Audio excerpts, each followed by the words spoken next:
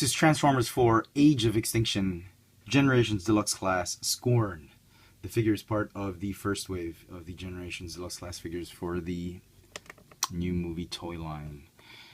And here he is. He is perhaps the most raved and well-loved out of all the Dinobots, out of all the 4 Dinobots from Waves 1 and 2 by reviewers. I don't know. We'll see. We'll see how it goes. But he's pretty good. I'll give you that. He's pretty awesome figure. But I do have some reservations, and I do love the other Dinobots. So let's get right to it. Yeah, here's the packaging. Very nice. Look at that. The packaging. I mean the card. You know it's Scorn. It just stands out so much compared to the other Dinobots. Look at that. I think it's Grimlock. So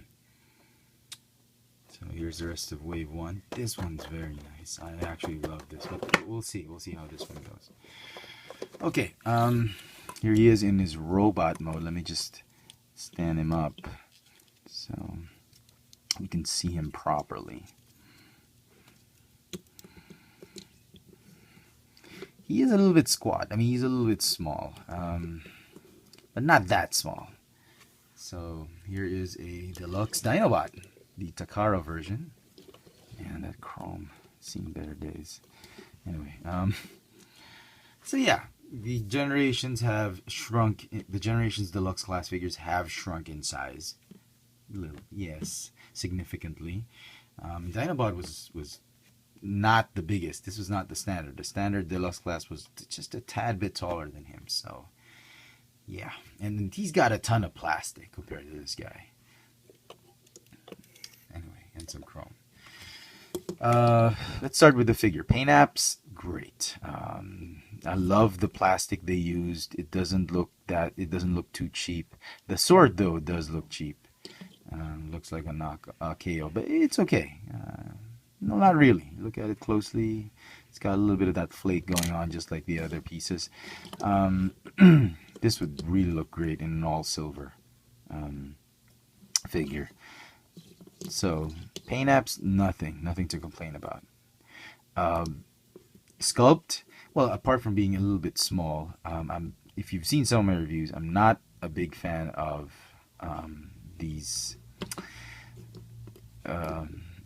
Well, there are, how am I saying, the asymmetrical type of silhouette. There are some figures with asymmetry that I do love. This one, on the other hand, it's just not working for me. It's supposed to be a spear. You know, in this situation, I would have probably loved it if this were removable and transformed into a spear that this hand can actually hold.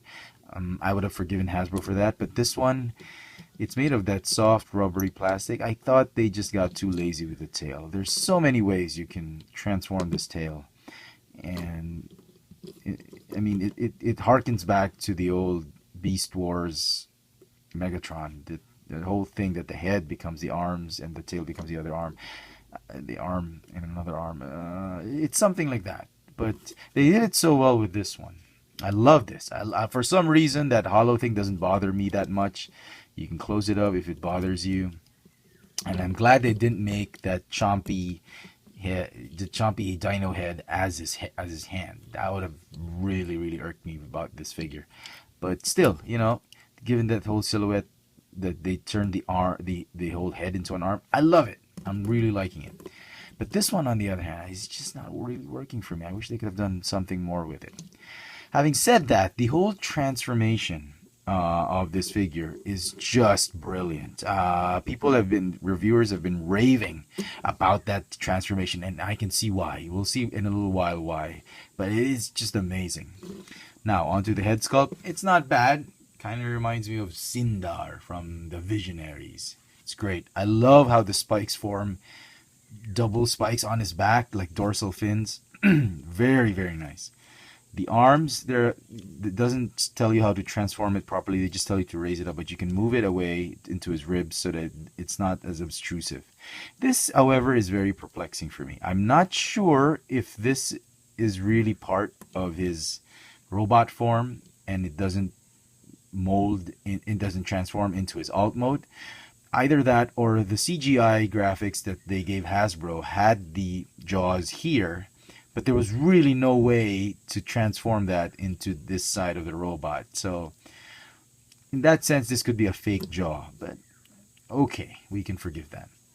As for the knees and articulation, all right, the feet are okay. He still has that same knight spikes because Dinobots are supposed to be knights in shining armor or knights of the round table, whatever. So articulation's got a ball jointed neck. It goes up and down, swivel left and right. Ball hinge shoulders, bicep swivel, hinge elbow, and a swivel wrist because a hinge wrist because of transformation. This one just has up to the elbow and the bicep. Nothing here. Waist swivel, nope, because of transformation. There is actually a waist swivel because of transformation, but it doesn't work here because it's really just meant for transformation. Ball jointed hip, thigh swivel, double jointed knees ish, and a little bit, and some toe articulation. The thing I didn't like about the knees is it goes up this way. I mean, I know he probably needs it for Dino mode, but there has to be a way to lock it so that it doesn't come across as a flimsy joint.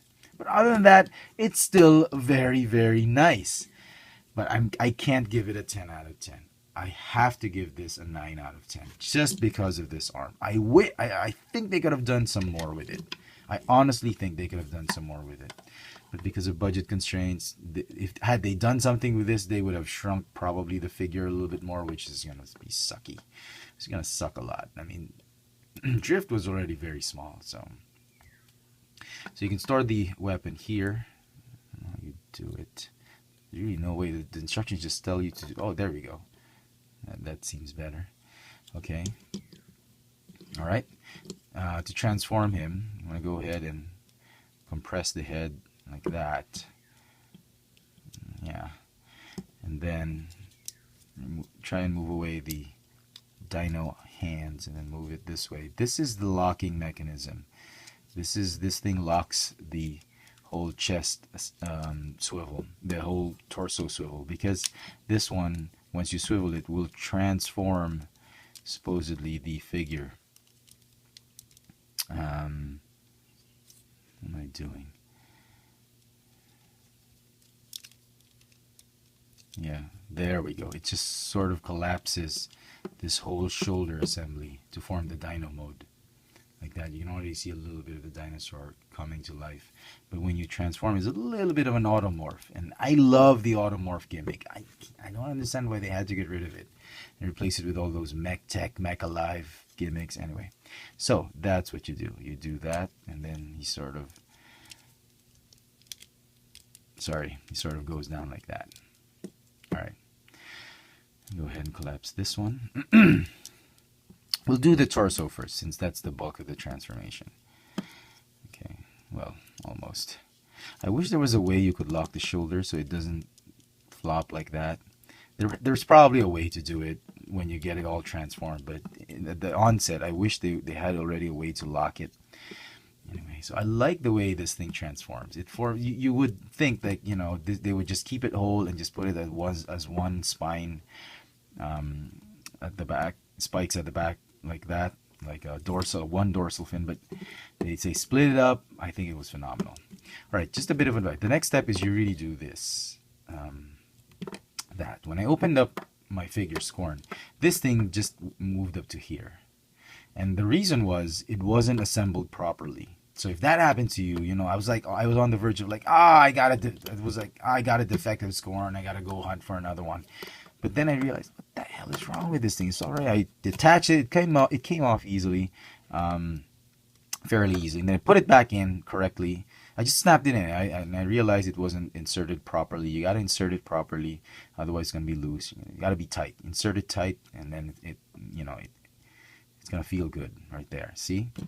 Now it goes all the way up now, and it could have happened to you, or it could have just happened to me. So. If that had happened to you, then you know how to fix it. Then transform the the arm. Go ahead and fold the fist. Do this. Oops. See? Rotate this one. I wish there was a way to lock it so it would be easier to transform. And this one, I think, no, it doesn't go that way. It just goes this way, just to cover up the neck piece, I think, just to make the neck look stouter. But once you move the head, when he looks up, that thing is gonna stick out, and it doesn't go all the way up. So just to cover, to make the neck piece a little bit thicker, you do that. And you open him up. Right there. And well, we'll talk about articulation later. All right. Now for the arms. Now for the dino arms, just they sort of lock it this way, right there. And then the feet. Oh, what am I doing? Go ahead and collapse these pieces. Fold out the toe like there, and they form the legs. What you do is you want to go ahead and pull this up, move this tail a bit again, and then what am I doing? What am I doing? No. Sorry. It's been a week since I transformed. There we go. You got a peg. There's that little rubbery peg, and because it's made of that soft PVC plastic, it can be a little bit difficult just getting it in.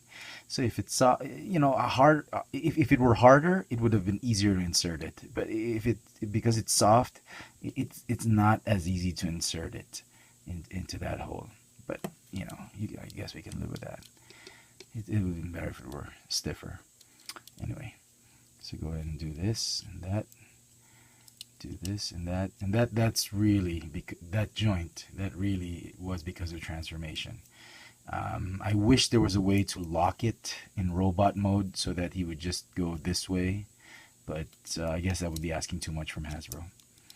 So do that, and do this, do the same on the other side, and yeah, that's what we got. And just to cover up that gap, you gotta sort of hide that gap using these things. And if you watch Jurassic Park 3, kind of looks like it, or he is possibly, quite possibly. Man, this thing just keeps popping up. Let me just fix it. I'm sorry. Let me just complete the transformation with this crotch piece. Come on now. Okay, there we go. All right. And if you watched Jurassic Park 3, as I was saying, it reminds you of the Spinosaurus dinosaur. He was huge. He was like as big as a T-Rex, or maybe even bigger. Man, what is wrong with that crotch piece? We'll just do it this way, okay? All right. Because I don't want his tail sagging. There we go. So, very nice. So the leg has very limited articulation. He's got ball joints for the shoulders on his dino arms. And they look great. They look, in the bent form, they look less like zombie arms of Slash. And because of the elbow joint, in robot, oh man, sorry. See, this is the thing. There's very little, it's hard to lock it in and keep it in place.